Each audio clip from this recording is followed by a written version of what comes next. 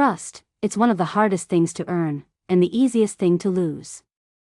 It's invisible, fragile, and sacred, until someone you love turns it into a weapon. But what happens when that betrayal comes not from a stranger, but from your own blood? This is the chilling story of Bernadette Walker, a 17-year-old girl who trusted the wrong people, and paid the ultimate price for it. Before we dive into the heartbreaking details, make sure you're subscribed. It helps us keep bringing you real stories that reveal how dark the world can get, even inside the walls of a family home. Trust is a tough virtue to master. It's one of the most valuable things you can give someone, yet one of the easiest to destroy. For Bernadette Walker, that truth became her nightmare. She confided in someone close, trusted them with a terrible secret. But instead of protection, she was met with lies.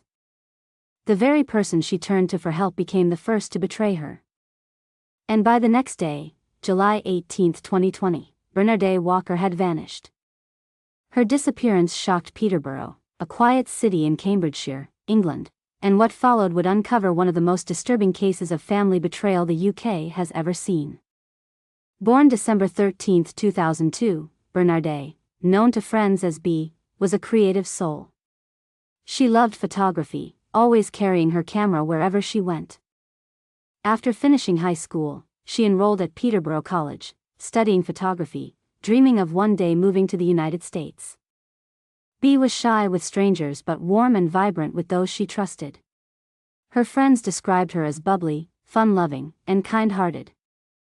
At home, she shared a deep bond with her grandmother, who taught her how to knit, and she was close to her family, or at least, that's how it seemed. Because behind the smiles and family photos, something dark was growing inside the Walker home.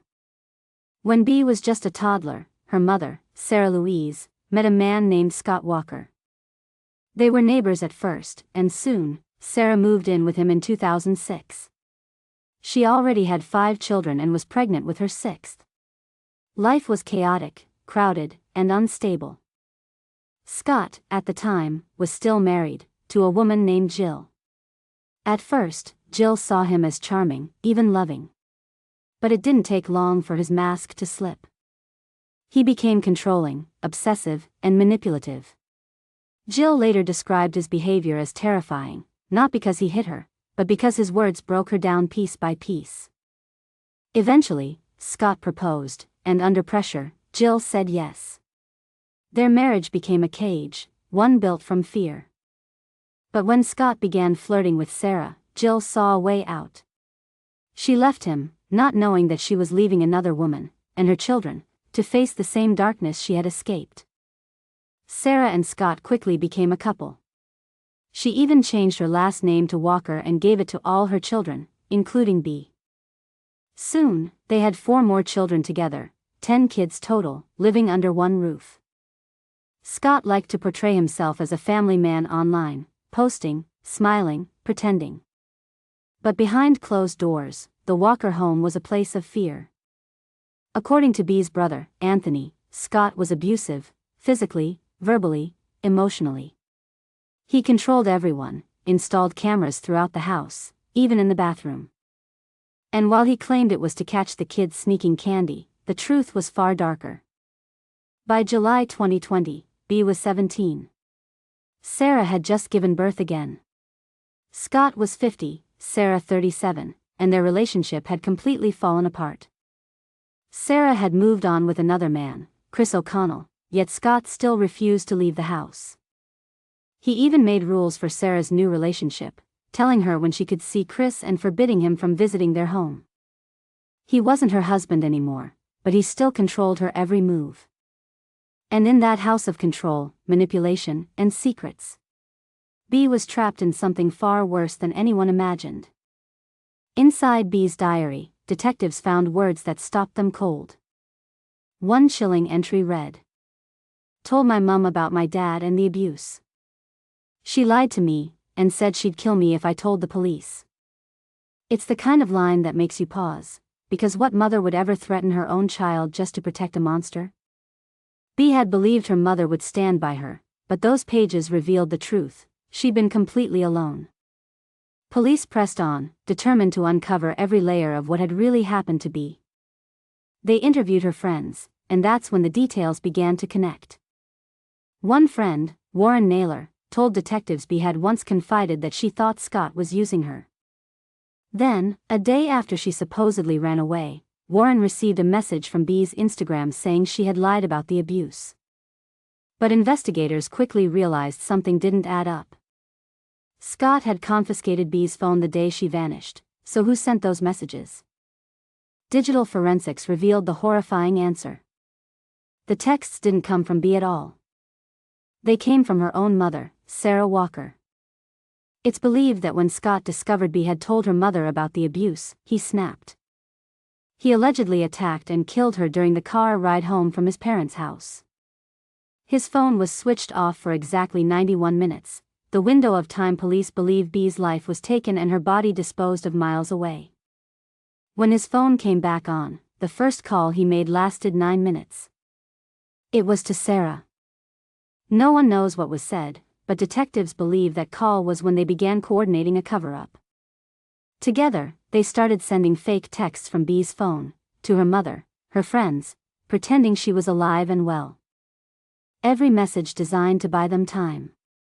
On September 14, 2020, both Scott and Sarah Walker were arrested, charged with murder and perverting the course of justice. Despite exhaustive searches, B's body was never found. Still, the evidence was overwhelming. Scott's control, the abuse reports, the hidden cameras, the timeline gaps, it all painted a picture darker than anyone imagined. During trial, Scott denied everything. He claimed the cameras were installed to catch B hiding sweets in the bathroom, a lie so absurd it angered the courtroom. One Facebook post stood out as proof of his obsession. When B changed her status to, in a relationship, with her boyfriend Luke, Scott commented, "Any boy who kisses you better have an image of me in your head." He even attached a black and white photo of himself. Pure control. Pure sickness. Sarah admitted she'd sent the fake texts from B's phone, claiming she only wanted to protect Scott. But the truth was clear. Their stories were collapsing under their own lies. Even without a body, the jury reached a decision. In 2021, Scott Walker was found guilty of murder and sentenced to life in prison. Because he refused to reveal where B's body was hidden, his case fell under Helen's Law, the 2020 Act preventing convicted killers from parole unless they disclose the victim's whereabouts. Sarah Walker faced her own trial. There wasn't enough evidence to convict her of murder, but she was found guilty of perverting justice and sentenced to 6 years behind bars. To this day, B's body has never been recovered. Investigators have searched fields, rivers, and forests with dogs, drones, and sonar, but nothing. Detective Justine Jenkins later said, "We may never know the truth about what Scott did and why, but we do know that Bernardet accused him of abuse." B's brother, Anthony, continues to fight for answers. He still hopes to bring his sister home, to have a grave to visit, a place to say goodbye. But on December 22, 2023, the man who held those answers took them to the grave. Scott Walker was found dead inside HM Prison Full Sutton at age 53. His death brought no closure, only silence. Because now, no one knows where B is. And maybe, no one ever will. B. Walker was 17 years old, a talented photographer who wanted nothing more than to see beauty in a world that gave her pain. Even after everything, she still looked up to the man who destroyed her life. That's the tragedy of trust. If there's one thing to take from B's story, it's this. If you or someone you know is being hurt, speak up. Talk to the police, reach out to a teacher, a friend, anyone who will listen. Because silence protects abusers, not victims. B's story is proof that waiting too long can make it too late. Thanks for joining me in uncovering this case, another reminder of how darkness can hide in plain sight. If you found this story important,